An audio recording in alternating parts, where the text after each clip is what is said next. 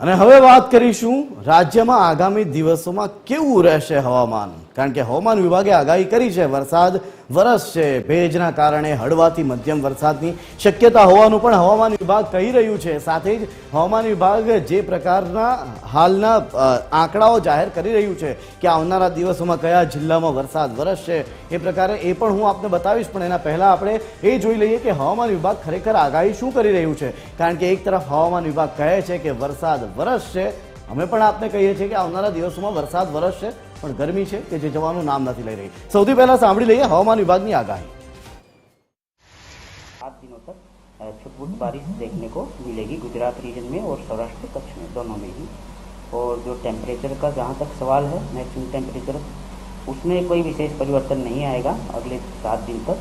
और जो बारिश उम्मीद कर रहे हैं वो साउथ गुजरात रीजन, जिसमें नवसारी, वलसाड, दादर नगर हवेली, और सौराष्ट्र कच्छ में अमरेली, भावनगर, गिर, सोमनाथ और दीव में है।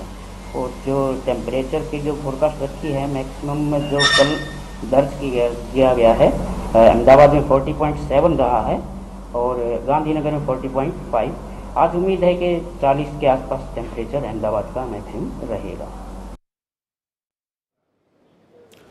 तो हवामान विभाग तो कही રહ્યું છે કે ભેજના કારણે વરસાદ વરસી શકે છે। તો હવે એ નજર કરી લઈએ કે આજે કયા કયા વિસ્તારમાં વરસાદ વરસી શકે એમ હતું અને કયા વિસ્તારોમાં વરસાદ વરસ્યો। આપ જોઈ શકો છો કે આજે રાજ્યમાં ખાલી ગણ્યા ગાંઠિયા એવા 4 અને 3, 5, 6 અને 7 જેટલા જિલ્લાઓ એવા હતા આખા રાજ્યમાં કે જ્યાં વરસાદ વરસવાની હવામાન વિભાગ દ્વારા આગાહી કરવામાં આવી હતી, જેમાં ગીર સોમનાથ, અમરેલી, ભાવનગર અને દક્ષિણમાં નવસારી, વલસાડ, તાપી અને ડાંગનો સમાવેશ થાય છે। જેમાંથી ડાંગમાં હાલ થોડા સમય પહેલા જ વરસાદ એક ઝાપટું આવીને ગયું હોય એવા સમાચારો સામે આવ્યા હતા। વાત કરીશું હવે આવતીકાલે શું પરિસ્થિતિનું નિર્માણ થઈ શકે છે। આવતીકાલે 11 તારીખ છે અને આવતીકાલે પણ કંઈક એવા દ્રશ્યો જોવા મળશે। આ 7 જ જિલ્લા છે કે જ્યાં વરસાદ વરસી શકે છે। હવામાન વિભાગ પણ કહી રહ્યું છે કે ભેજનું પ્રમાણ વધ્યું છે। હવે ભેજનું પ્રમાણ વધ્યું છે જેના કારણે દરિયાકાંઠાના જે જિલ્લાઓ છે એ જિલ્લાઓમાં વરસાદ વરસી શકે છે। 12 તારીખે શું પરિસ્થિતિનું નિર્માણ થઈ શકે છે, હવે એના ઉપર પણ એક નજર કરી લઈએ તો 12 તારીખે કયા પ્રકારની પરિસ્થિતિ હશે।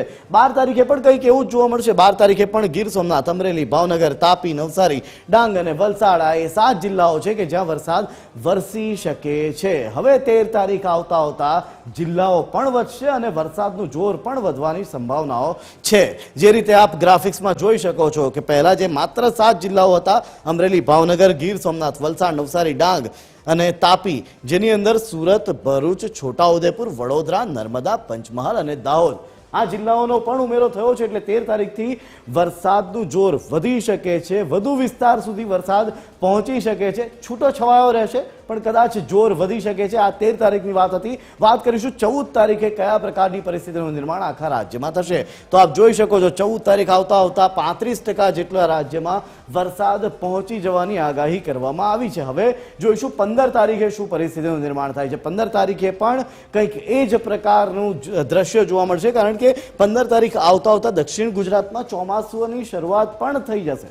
દક્ષિણ ગુજરાતમાં સામાન્ય રીતે 15 તારીખ આવતા આવતા ચોમાસું આવી જતું હોય છે, એટલે દક્ષિણ ગુજરાતમાં ચોમાસાની શરૂઆત થઈ જશે કે જ્યાં ધોધમાર વરસાદ વરસશે। આ તરફ એ વાદળો આવતા આવતા થોડા ઢીલા પડી શકે છે, એટલે કે છૂટાછવાયો વરસાદ બાકીના વિસ્તારોમાં પડી શકે છે, જેમાં સાબરકાંઠા, અરવલ્લી, મહીસાગર, પંચમહાલ, દાહોદ, નર્મદા, આણંદ, વડોદરા, છોટાઉદેપુર અને ભરૂચનો સમાવેશ થાય છે। આ એ જિલ્લાઓ છે કે જ્યાં છૂટો છવાયો છૂટછાટ વરસાદ વરસશે। આ તરફ બોટાદ અને રાજકોટમાં પણ કંઈક એવા દ્રશ્યો જોવા મળશે, પણ ગીર સોમનાથ, અમરેલી અને ભાવનગરમાં 15 તારીખે ભારે વરસાદ વરસવાની હાલ હવામાન વિભાગ દ્વારા આગાહી કરવામાં આવી છે। જોવાનું એ રહેશે કે આવનારા દિવસોમાં કેવો વરસાદ વરસે છે, કારણ કે ઉનાળા દરમિયાન હાલ જે પ્રકારનો વરસાદ વરસ્યો હતો, માવઠું વરસ્યું હતું, જગતનો તાતને રોવાનો વારો આવ્યો હતો। હવે ચોમાસા દરમિયાન વરસાદ વરસશે પણ ખરો, એ જોઈશું આવનારા દિવસોમાં।